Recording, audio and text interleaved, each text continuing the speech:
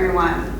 I can't tell you how happy I am to be able to talk to you today. It's been a little bit, so if I seem rusty, I apologize in advance. But when I was asked to give this keynote, I was thinking about all of the topics that are going to be discussed today during this meeting and how they're focused on what we're doing now and how it's going to improve things and move forward. So I thought that for a lunchtime talk, it would be nice for us to reflect on where Lake Erie has been and the gains and improvements that we've seen and what has sort of led us to where we are right now.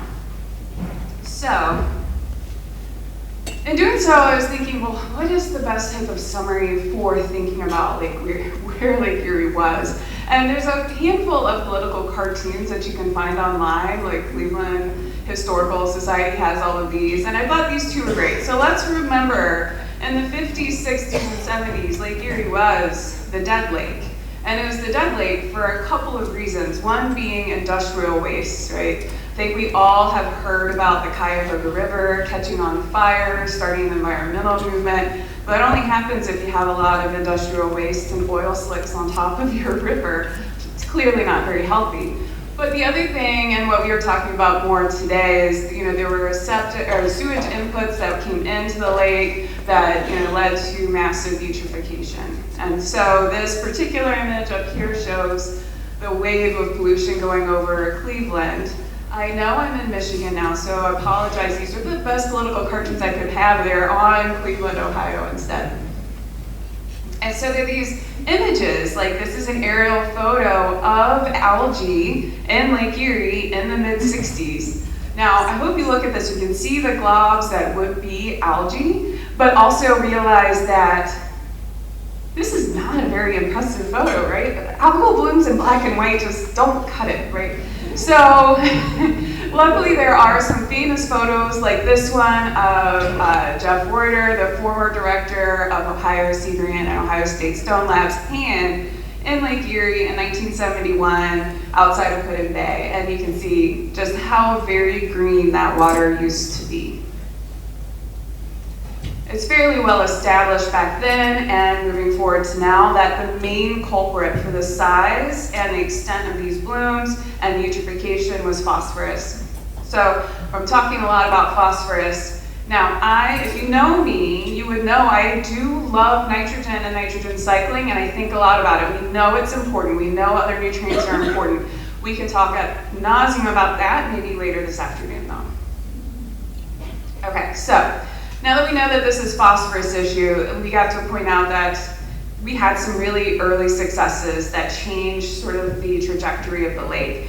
These early successes really being on point source reductions, which you heard Phil Argeroff talk about, even moving towards the future and continuing to today, right? So this particular figure, let's see if I can get this laser pointer to work, is showing how the point sources of Detroit River phosphorus load used to be really high in the late 60s and came down through the 70s. By the time we got to the early 80s, 80, 81, 82, you can see the Detroit River ended up being a much more minor component of the phosphorus getting into Lake Erie, and the west, central, and eastern basin tributaries became the larger contributors of that phosphorus. Now, I do want to point out that this is showing loads from the Detroit River around 4,000 metric tons. I think if you look to today, it's about a quarter of that. So we know that these reductions have been continued. So now, we fixed the lake, we're in the 90s, right? And then we got into there and we know Lake Erie became the poster child for ecosystem restoration. And with that, it was such a success that Ohio Sea Grant petitioned to Dr. Seuss to remove that very annoying line about how terrible and smeary and weary Lake Erie was, right, from the Lorax. So if you went and bought the Lorax today, you wouldn't see that line in there because of these successes and not wanting to sort of perpetuate this sort of bad reputation that Lake Erie had. And it's raining. And the other thing that happened in the mid-90s is mayflies returned to the Western Basin. So it's hard to imagine there not being mayfly swarms that you can see on radar in the Western Basin every year, right? This is one from 2024. I think it was just happening recently. I'm sorry I didn't find a nice radar image of that for this year. But we know that they're, like, people consider them to be really gross. And can you imagine being at Cedar Point with the roller coasters and the mayflies in your mouth? But anyway, I know that Doug Hain here at the front likes to, eat them to show you that they're edible as well, just like a fish. Anyway, so just a ruse for the students to freak them out. So nonetheless, these mayflies came back because before then there was no oxygen to support mayflies living in the Western Basin, and things got that much better. Well, I just mentioned how ugly and horrible mayflies might be to some people. We have to remember that they are the reason why we have such an awesome fisheries in Lake Erie now, right? Like, this is what has led to this boom. We need those lower food webs to feed everything else. I don't need to preach to this choir probably, but it feels like I have to say it. So then we got to the early 2000s and blooms came back. 2003 was probably the biggest bloom in a long time. People were worried. They were like, I don't know, maybe this was just a one-off. But then 2008 rolled up and we kind of started getting them every year. And so this is a satellite image of the 2011 bloom, which is now officially the largest bloom on record. And you can see the bloom moving over towards Cleveland. Wait, I got this nice pointer here. Right, Cleveland area, all the way over to Canada. I don't know about you guys, you see these and you think, oh, that looks like a big area, but it's sometimes hard with satellite imagery to really understand how big this is. So you get these other photos. I think this is a fairly well-known one of hyperspectral flight of Noah Glurl over a bloom. This is the 2019 bloom. And for those in the back, I know you can't see it, but if you squint really closely, right there, that's a boat going through the algal bloom, and you can see its wake. That gives you a little bit more scale. This is not the same boat, I'm sorry. I only had a picture of a boat going through green wake in 2011, but that's usually what it looks like when you're going through it. Some sort of toxic green smoothie thing, right, that we don't want to be drinking. So the question is, how did this happen? How do we go from this hand in 1971 to something really pretty, back to the same hand now in 2015 and another gross algal bloom? And if anyone's seen me give this kind of a talk before, you know exactly what the next slide is going to be, and it is how dissolved phosphorus concentrations have changed. So we did see changes in phosphorus. They went down, and then basically once we got into those mid-80s, we didn't see a lot of change of what's coming into Lake Erie, total phosphorus, all of phosphorus. But the thing that changed was the amount of that phosphorus that was really easy for algae to eat and use. So I think of dissolved phosphorus as the stuff you can't see, right? You filter all the parts of what's left over as the sugar of the phosphorus world, right? So these increases that happened right here, right, in the late 90s into the early 2000s really lines up very strangely well with the return of blooms. Now this is specifically the March through July dissolved phosphorus concentrations, because that's the period of time that's linked to the bloom forecast and how severe the bloom's going to be in a given year. I know that I'm in Michigan, and we can't just talk about the Maumee, and we're talking a lot about the river raisin, so I wanted to point out that these trends in dissolved phosphorus happen moving from the river raisin all the way around the Western Basin to the Sandusky, if you want to consider that the other end of the Western Basin.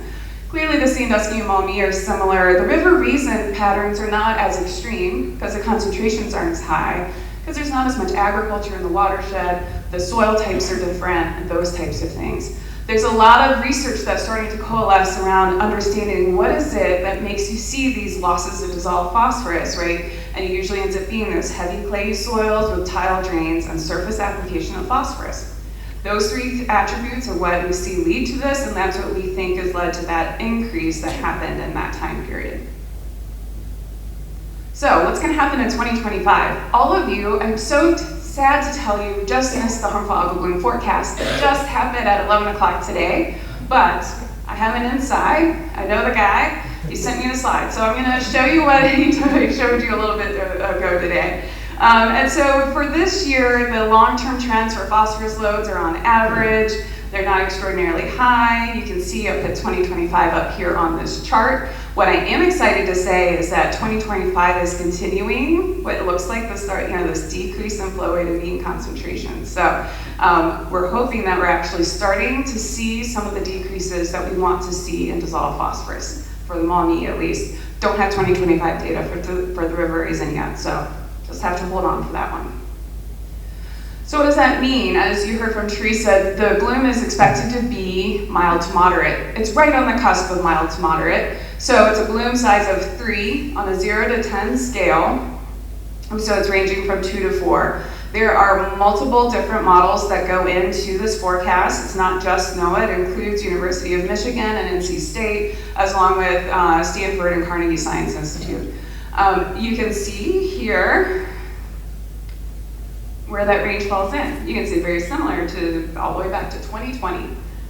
Not anywhere near as high as our 2011, 15s, and what's that other one, 17.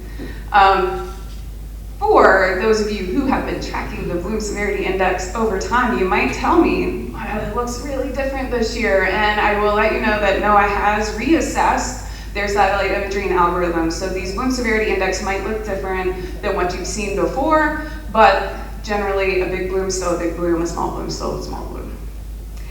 Of course, we are here, and I told you that we care about all the way to the end of July, so I'll note that the weather forecast is suggesting that probably there's only a small chance of excessive rain events in July, and that's what's bringing up that higher end of the forecast.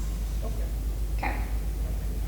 So when we say a mild to moderate bloom, what does that mean? Like, it's almost meaningless unless you have a visual of it. So I wanted to show you the images for the past 5 years of what that bloom would look like. So in this one, this is using that already sort of processed satellite imagery, the warm colors being higher concentrations of cyanobacteria, and the blue and blacks being low to none. And what you see is that what that means is the bloom doesn't leave the western basin. It can have some hot spots, but it's not like as huge.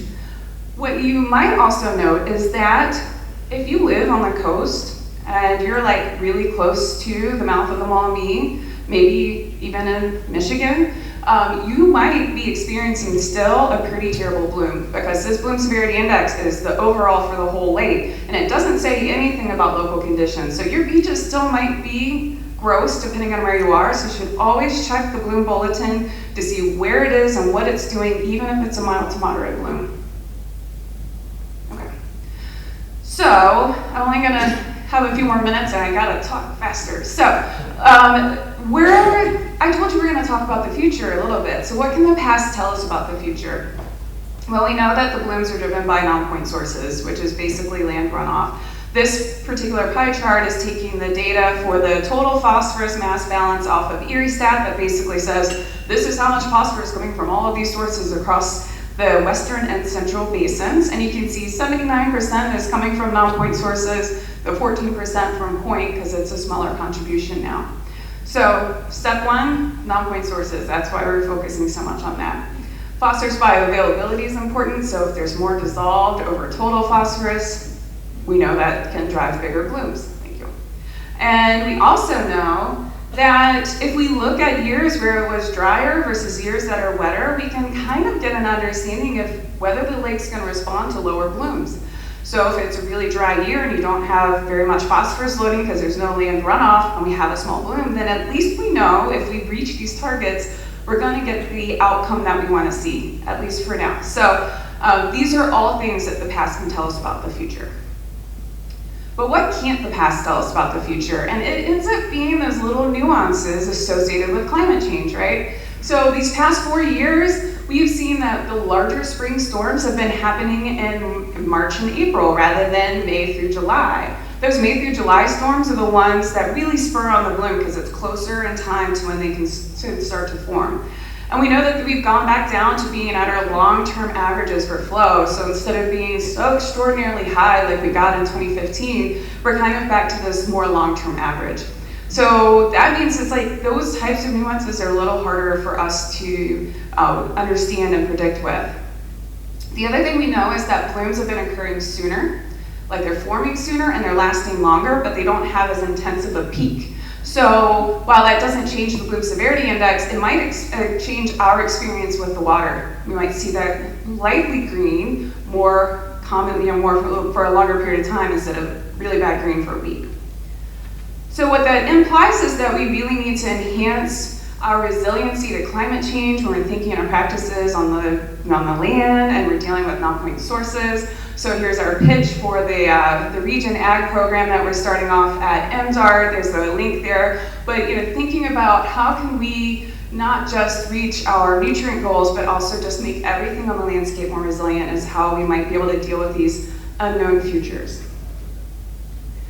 All right, so today we're talking about a million different things, right? I call it information overload. If you've read the DAP, it's the same way, although there's nice summaries on your tables. And working with Jeremiah Asher, he started to put this together in a really helpful way. So when we look at the DAP and what Michigan is doing now, we see that basically everything falls under different categories. It's either going to be research that's leading to better implementation and then monitoring, and that's all being tracked. You can see I'm about to pop in a lot of things, right? Because there's a lot of blank on this slide. And so of all of the various things we're talking about, and those of you who are here working on, you don't have to worry about all this small font, but if you really want to find yourself in the font, it's there. And you can see that there's a lot of these projects fall under one of these categories.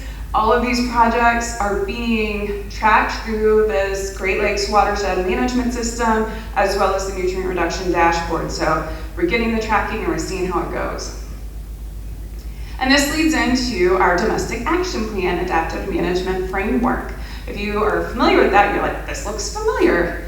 And so just to remind you what those look like, the idea of the Domestic Action Plan is you start with your goals all the way to your implementation, but you don't end there. A lot of projects do, and you follow that wheel around and make sure everything's working so you can change what you're implementing, what your plan is.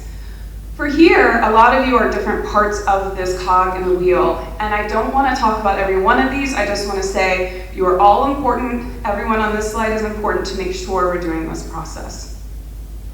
And so I want to finish up here thinking about who I am and why I'm here. And so as the director noted earlier today, he has worked really hard at not only sort of reorganizing, restructuring the department, but also with that came the development of the Office of Agricultural Science and Research, so we can use our science to inform better policy. I see this as basically adaptive management in real time, right? That's sort of the goal of this whole office. And that links very closely with MDARD's mission, which is to assure the food safety, agriculture, environmental, and economic interests of the people of the state of Michigan. So I'm looking forward to bringing science in to this whole effort so that we can make sure that Michigan continues to do an awesome job at things.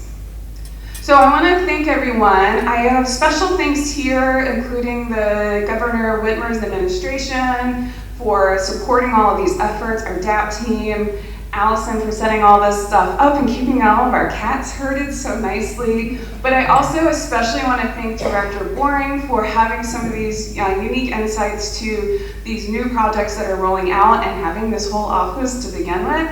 And of course, Michelle Seltzer from MDARD, where you work really closely with her, and she's done such an awesome job, especially getting this DAP through the final bits here.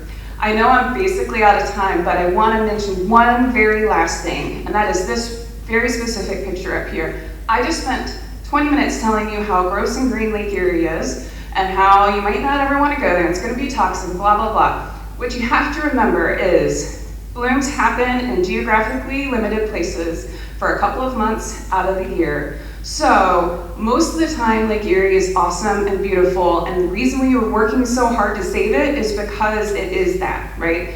Check your bloom bulletins to know whether your beaches are safe or not, but most of the time, you should go and enjoy the lake because it is a really cool place to be. And with that, I think I'm done.